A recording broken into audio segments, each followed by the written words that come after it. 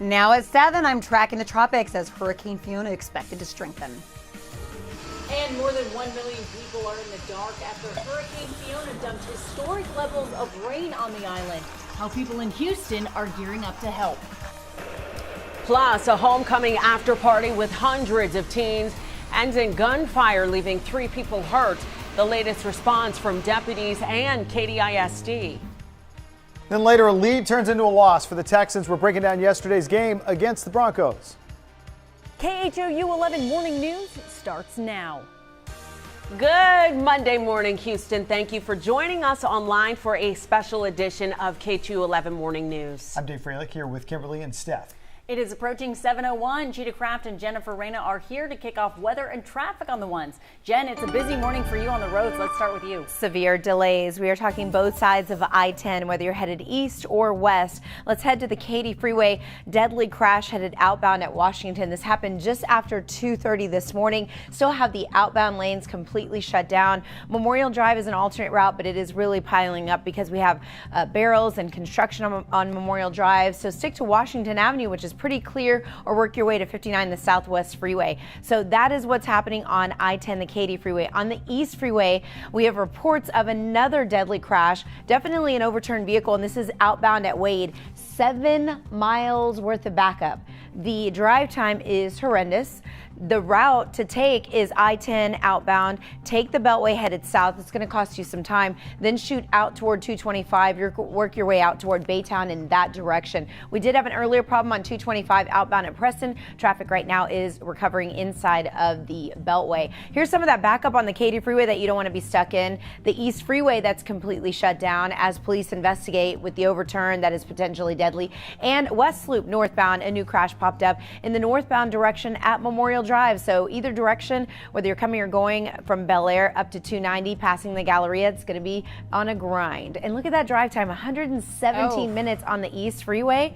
Cheetah Craft. I know, it looks so bad. Not what you need on a Monday, that's for sure. Well, at least we're going to keep it mostly dry.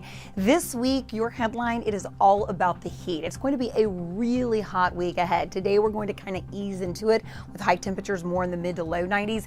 You have a 20% chance of an isolated shower to an isolated thunderstorm, especially for your afternoon. Now, after today, that drops down to a 10% chance for tomorrow, and then Wednesday, Thursday, Friday. As rain chances are completely removed, high pressure is building in, and now our temperatures are going to be towards record breaking. I mean, we are really going to challenge some records this week. Wednesday, Thursday, and Friday, notice upper 90s closing in on that triple digit mark. Well, so are our record highs. Thursday is the official start of fall. We'll talk more about that and Hurricane Fiona in just a little bit. I'll send it back to you. Cheetah, thanks. This morning, Puerto Rico is seeing catastrophic flooding following the landfall of Hurricane Fiona. Historic levels of rain were dumped on that island, and now more than 1 million people are without power. The Category 1 storm did hit yesterday afternoon. It caused an island-wide blackout. Luma Energy says it could take days to fully restore power. Floodwaters even swept away a bridge that had just been built 5 years ago. Tomorrow marks 5 years since Hurricane Maria made landfall in Puerto Rico as a powerful Category 4 hurricane. Nearly 3,000 people died. In the 6 months following that storm, a lack of electricity is believed to be what caused many of those deaths. Houston is home to a large population of Puerto Ricans, and many still have family on the island. Zach Tawatari spoke with Houstonians who are in Puerto Rico right now, helping with the relief effort. In her southeast Puerto Rican grocery store, in the island, it's Yaucono. This is your abuelita's traditional coffee. Christina Carrion has the kind of products that remind her. Because you're bringing like a little piece of home to your home or apartment here in the States. She moved to Houston from Puerto Rico 7 years ago, and right now with the majority of her family still on the island. It's been very nerve-wracking, so we've been tracking it as well with them, just asking how they are. She says her social media feed is overtaken. It reminds me a lot of when Maria hit. Videos and pictures of Hurricane Fiona turning roads into rivers. You know, because we know that they're going to struggle. They're going to struggle a lot, like things are not going to be the same in a while for them. In Puerto Rico, Pastor Angelica Ortega is part of the nonprofit National Association of Christian Churches. We were pretty much just checking up on a lot of the area that we know closely. She and her husband, Pastor Jose Ortega, were out in the middle of the storm, giving us a first-hand look after they say just an hour or so before, the eye had passed through their area. The flash flooding, and there's no power.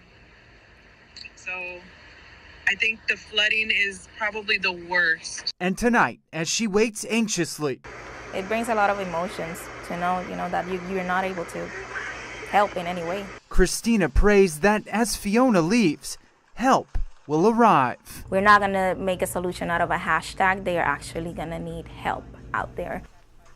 Zach, thank you. And remember, you can stay prepared for any storm that heads our way with our hurricane preparedness guide.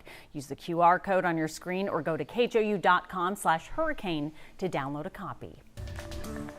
This morning, we're working to learn more about a shooting at a house party that left 3 people hurt. Harris County investigators say it was part of an illicit homecoming after party for Peyto High School. Ugochi Iloka is live at Peyto High in KDISD this morning with the latest from district officials. Ugochi?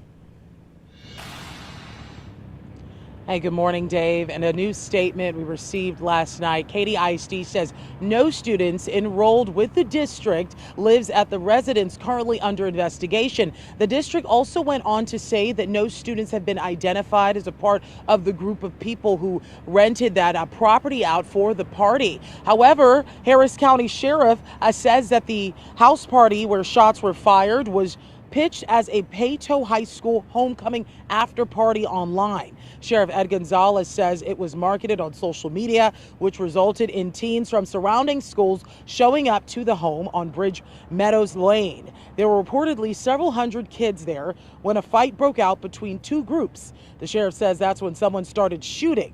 3 older teenage boys, ages 17, 18, and 18, were shot, but thankfully expected to live. On Sunday, we spoke to the property owner. I said, is there any dead person in the house? They said, no, nobody died. Then I said, glory be to God. Now, you heard it there. The property owner says that his home was recently listed on Airbnb's site, but removed. And he says he went ahead and really did this private transaction with the people who wanted to rent his home for the party because they contacted him after seeing a previous ad. Now, this morning we did reach out to Airbnb trying to get more information about why his home was removed from their platform before the party. We're still waiting to hear back. Once we get those details, Kimberly, we'll let you all know. All right, Ugochi Iloka, thank you. This morning, New York City is considering legal action to stop Governor Abbott from sending buses of migrants to the city. It comes after another round of buses arrived in New York Sunday. Governor Abbott says the state has moved more than 2,500 people to New York City since August 5th. New York City Mayor Eric Adams is calling for people to get together to address the current immigration situation. We should be clear that this is, as it stated, a humanitarian crisis created by human hands. Meanwhile, the candidates for Texas Governor Beto O'Rourke and Greg Abbott have been looking to gain support from the Asian American community. Asians for Beto launched in Houston. The project hopes to empower the AAPI community, focusing on concerns like immigrant rights, healthcare access, abortion rights, gun safety, and climate change. Meantime, Governor Abbott was honored in Houston's Chinatown Friday. He was named the Texas Asian Republican Assembly's Statesman of the Year. I'm Anayeli Ruiz. Local musicians coming together to raise money for Ukrainian refugees. This was part of the Candlelight Series benefit concert. All of the money raised is going to the United Nations High Commissioner for Refugees. The objective here was to raise money for Ukrainian citizens who are affected by the war. The feeling of helplessness was really potent, and as musicians, we don't have a lot of money. We don't know what to do other than do what we love. This morning, things at Hobby Airport are back to normal, but for several hours this weekend, flights were delayed, some even canceled, all because of a small fire. Officials say one of the airport's generators caught fire, and that knocked out power to the air traffic control tower. Southwest Airlines says the outage resulted in a handful of cancellations and delays. The Astros put 11 runs on the board against the A's, topping Oakland 11-2. Martin Maldonado went 4 for 4, including this 3-run homer in the 7th. But Framber Valdez was the star of the day, setting a new major league record for quality starts. He pitched 6 innings, allowing just 2 runs while striking out 7. It was his 25th quality start in a row. Well, after leading a good chunk of the game, the Texans ultimately weren't able to get the win yesterday in Denver. They lost to the Denver Broncos with the score ending at 16-9. Here's Jason Bristol and Seth Payne with their big takeaways from the game. It is a loss for the Houston Texans on Sunday. It was an interesting game, Seth. So what is your one big takeaway from what you saw in Denver? My big takeaway is that Davis Mills needs to get it going and get it going soon. I think the Texans might be competitive enough at this point that the quarterback is the one thing that's deciding whether they can push over the edge and win some games or regress and lose some games. It's not a great roster, but they can be competitive. They just need better quarterback play. If he keeps turning in performances like this, it'll be time for a new quarterback next year. Ooh, that's not good to hear. My one big takeaway is not a great big takeaway. It's simply this, that I think the defense is going to be okay, but this offense has to do something or it will be a very long season, as many of us expected.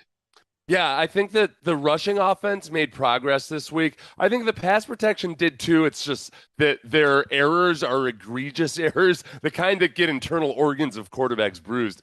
So that's not going to help Davis Mills out either. They need to get some of these mental errors, some of the miscommunications cleaned up. But I think you're right about the defense.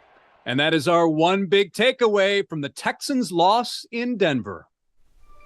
Okay, it's 7:11. Weather and traffic on the ones. Now back to Hurricane Fiona. Hurricane Fiona moved over Puerto Rico yesterday and really caused catastrophic damage. So as a Category 1 hurricane, once it moves into the open waters of the Atlantic, it's actually expected to strengthen to a major hurricane, which is a Category 3 or higher. That could happen as early as Wednesday morning, maybe late Tuesday night in that time frame.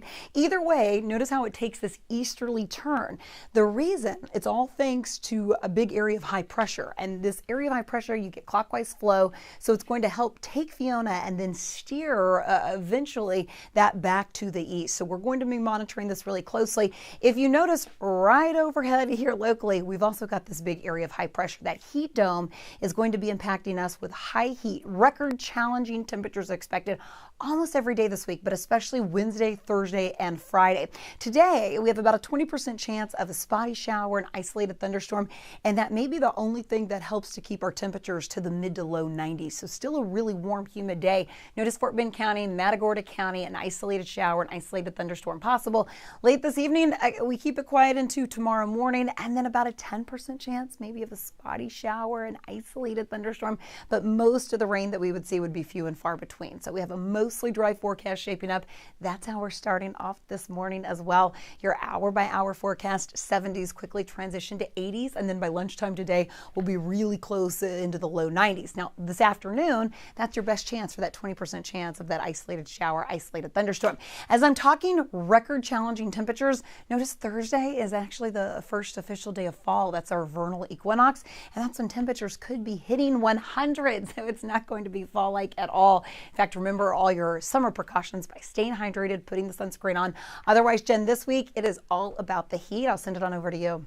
Heavy in traffic. Let me save you about an hour, maybe even an hour and a half worth of your time this morning. We are looking at the Katy Freeway with a deadly crash. We're still seeing things shut down at Washington Avenue. You will still be delayed all the way into downtown Houston. Also some congestion on the West Loop northbound due to a crash at Post Oak. So either way you slice it, there's a look at TC Chester where it looks more like a parking lot and less like a highway. Alternate routes include Memorial Drive, Washington Avenue, or US 59. A wreck on the East Freeway outbound toward Mont Bellevue has things tied up for 7 miles. It's involving an overturned vehicle. They have shut down the complete highway. No traffic is getting through. That's why the backup is so severe into Channel View. Your alternate route plugged up here in the yellow, take I-10, Beltway southbound to 225 headed outbound, or just ride 225 outbound all the way. You'll be saving yourself lots of extra time. You can see that the highway is completely shut down. Only one lane of the service road is getting through, so that is not going to save your morning commute. And we have a lot of heavy truck traffic that heads that direction, so it's just extremely thick. We're looking at 87 minutes to get out to the Grand Parkway. That's headed eastbound on I-10, much smoother on the 225 corridor. Speeds as high as 62 miles per hour. That's why I'm recommending that as opposed to the I-10 corridor. Let's take a look at the west side drive times. Downtown to Pin Oak, 84 minutes. This is the Katy Freeway deadly crash of Washington. That's why speeds are as slow as 19 miles per hour and the drive time is 84 minutes. Most of that delay is just sitting through traffic from downtown out towards 610. 290, you're doing just fine. 249 Tomball Parkway, looking great. Here's the overall traffic wheel. We do have a crash on the North Freeway inbound at Little York. You're looking at 49 minutes. Smoother conditions on the Hardy in case you want to save yourself some time. And that's going to be your latest look at traffic. Good luck. I know it's been a tough Monday morning. Over to you. All right, Jen, thank you very much. And that's going to do it for us here on KHOU.com. A reminder, coverage of Queen Elizabeth's state funeral continues right now on KHOU 11. We'll be back.